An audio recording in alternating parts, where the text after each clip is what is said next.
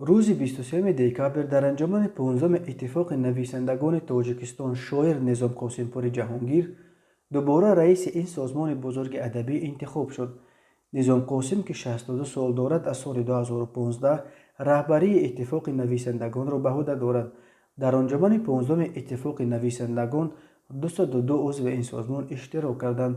معاون سروزیر تاجیکستان مطلوبه ستاریان به حال انجمن پیام تبریکاتی پرزیدنت امام علی رحمان را قرائت کرده. امام علی رحمان در پیامش از ادیبان دعوت کرده است که از ارزش‌های ملی و زبان دولتی حمایت کنند.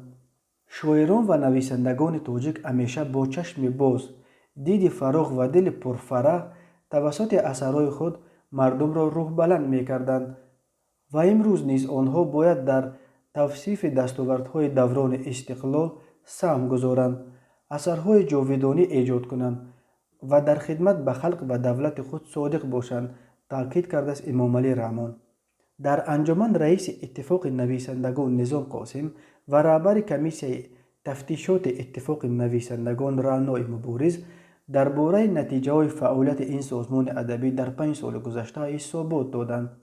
نظام قاسمپور جهانگیر 16 سپتامبر سال 1958 در شهر قرغنتپه به دنیا آمده.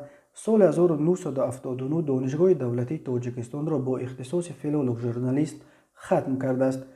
نظام قاسم سالهای 2006-2010 مدیر شبکه تلویزیونی کودکان و نورسان بهارستان و سالهای 2010-2015 وکیل مجلس نمایندگان پلات پایانی پارلمان تاجیکستان بود.